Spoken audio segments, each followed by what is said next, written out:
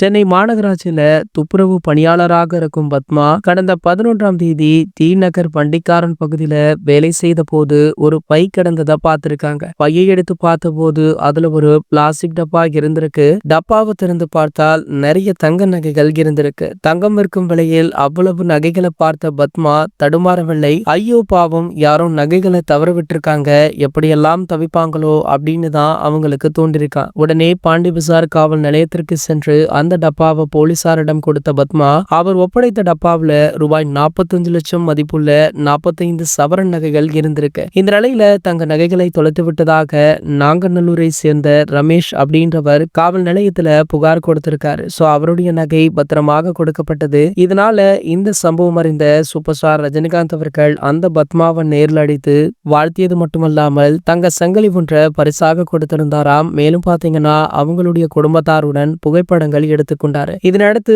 Super star அவர்கள் தொடர்ச்சியாக இது போன்று துப்புரவு பணியாளர்களை ஊக்குவிக்கும் விதமாக நிறைய விஷயங்களை பண்ணிட்டு இருக்காரு. ஆகையால தற்போது தலைவர் அவர்கள் மீண்டுமே அரசியலுக்கு வரப்போகிறாரா அப்படின்ற ஒரு கேள்வி சோசியல் மீடியாக்கள்ல அதிகமாக இருக்கு. இது ஒரு பக்கம் இருக்க, சமீபத்திய தகவல் தான் அதனை இன்னமுமே அதிகரிச்சிருக்கு அப்படின்னு சொல்லலாம். அதாவது சூப்பர் ஸ்டார் அவர்கள் சமீபத்துல தளபதி விஜய் அவர்களை மீட் பண்ணிருக்காரா. மீட் பண்ணது மட்டுமல்லாமல் இந்த சந்திப்பு ரகசியமாக நடைபெற்றுள்ளதாக சொல்றாங்க. அதனாலதான் இதை பற்றி புகைப்படங்கள், வீடியோக்கள் ஏதுமே சோசியல் மீடியாக்கள்ல வெளியாகல. சோ ஏன் இவர் தளபதி விஜய் அவர்களை ரகசியமாக மீட் பண்ண வேண்டும்? தாவேகா கட்சியில ரஜினிகாந்த் அவர்கள் இணைய போறாரா? என்னதான் நடக்குது அப்படின்னு பல கேள்விகள் சோசியல் மீடியாக்கள்ல உலா வருது. இது போன்ற செய்திகளை பத்தி நீங்க உடனே தெரிஞ்சுக்க நம்மளுடைய சேனலை மறக்காம சப்ஸ்கிரைப் பண்ணிக்கோங்க.